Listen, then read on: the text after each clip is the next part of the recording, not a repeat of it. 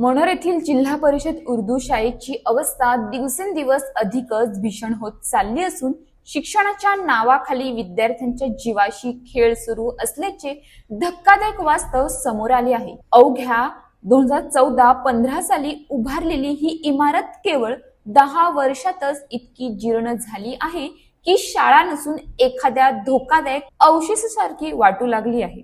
शाळेच्या भिंतींना मोठमोठे तडे गेले आहेत, तर छतांमधून पावसाळ्यात पाणी गळती होते। गेल्या वर्षी वर्ग खोल्यांमध्ये पाणी साचले तरीही विद्यार्थ्यांना त्याच ओल्या जागेत बसून शिक्षण घ्यावे लागले। हा प्रकार केवळ निष्काळजीपणाचा नाही, तर थेट जीवाशी खेळ असल्याचा आरोप पालकांकडून केला जात आहे। यात आणखी भर म्हणजे शाळेच्या गच्चीवर कोणती सुरक्षा भिंत किंवा गॅलरी नाही, त्यामुळे कधी एखाद्या विद्यार्थी घसरून खाली पडण्याचा धोका नाकारता येत नाही। दरवाजे आणि खिडक्यांची अवस्था अत्यंत दयनीय झाली असून अनेक वर्षांपासून रंगरंगोटी न झाल्याने संपूर्ण इमारत ओसाड आणि असुरक्षित वाटू लागली आहे। शाळेच्या आवाराभोवती संरक्षण भिंत नसल्याने बाहेरील व्यक्तींचा वावर वाढला आहे। यामुळे लहान मोठ्या चोरीच्या घटनाही घडत असल्याची माहिती समोर आली आहे। त्यातच परिसरात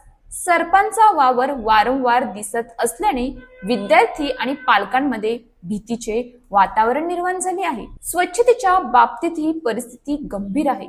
शाळेत स्वच्छतेसाठी कोणताही कर्मचारी नसल्याने संपूर्ण परिसर अस्वच्छ झाला आहे। कचरा साचलेला स्वच्छतागृहाची दयनीय अवस्था आणि दुर्लक्षित वातावरण यामुळे विद्यार्थ्यांच्या आरोग्यावर थेट परिणाम होण्याची भीती व्यक्त केली जात आहे। स्वच्छतागृहाची अवस्था तर आणखी भयावह आहे। शाळेपासून दूर असलेले शौचालय गवताने वेढलेले असून त्या गवतातूनच विद्यार्थ्यांना जावे लागते। सापांचा धोका, तुटलेल्या खिडक्या आणि अस्वच्छता यामुळे विद्यार्थ्यांच्या सुरक्षेचा प्रश्न अधिकच गंभीर बनला आहे। शैक्षणिक बाबतीत ही परिस्थिती चिंताजनक आहे। तब्बल 170 विद्यार्थ्यांसाठी फक्त 3 शिक्षक उपलब्ध आहेत आणि मुख्याध्यापक पदही रिक्त आहे। अशा परिस्थितीत गुणवत्तापूर्ण शिक्षणाची अपेक्षा करणे म्हणजे केवळ भ्रम ठरतो। या सर्व समस्यांबाबत शाळा समिती सदस्य फारुख पटेल यांनी ग्रामपंचायत आणि पालघर जिल्हा परिषद कार्यालयात तक्रारी केल्या होत्या। अधिकारी आणि अभियंते पाहण्यासाठी आले, फोटो काढले, अहवाल तयार झाले, पण प्रत्यक्षात एकही दुरुस्तीचे काम झाले नाही। कागदावरच सर्व काही पूर्ण झाल्याचे चित्र दिसत आहे, पण त्यानंतर कोणती ठोस कारवाई झालेली नाही। सरपंच आणि ग्रामविकास अधिकारी वर्षभरापासून फक्त आश्वासनं देत आहेत। आता पावसात तोंडावर येऊन ठेपला आहे। जर तातडीने इमारतीची दुरुस्ती, रंगरंगोटी आणि मजबूतीकरण केले नाही तर यंदाही विद्यार्थ्यांना गळतीच्या पाण्यातच शिक्षण घ्यावे लागणार आहे।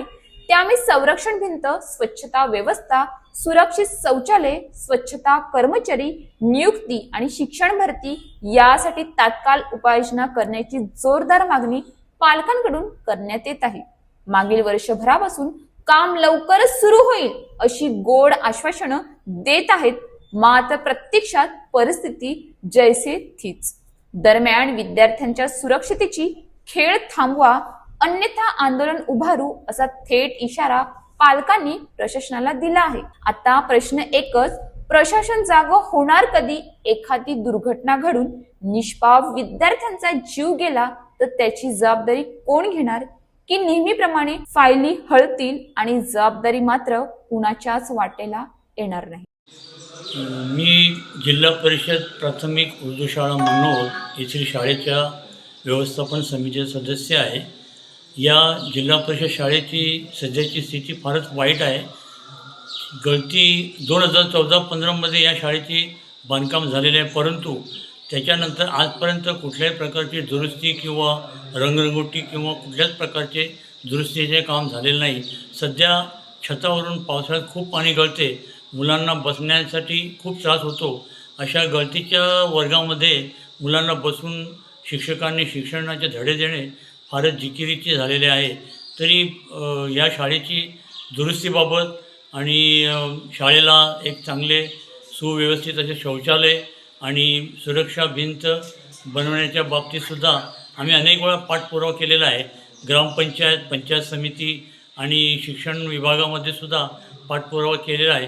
सर्वांनी येऊन इकडे प्रत्यक्ष पाहणी करून गेल्यात.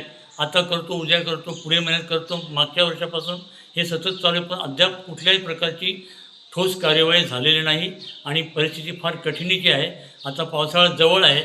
जर पावसाळ्यापूर्वी हे काम झाले नाही तर मुलांना बसण्याचे फारच त्रासाचे होणार आहे. अशाच ताज्या बातम्यांसाठी आमच्या न्यूज पोलीस रिपोर्टर चॅनलला लगेच सबस्क्राईब करा आणि बेल आयकॉन दाबायला विसरू नका.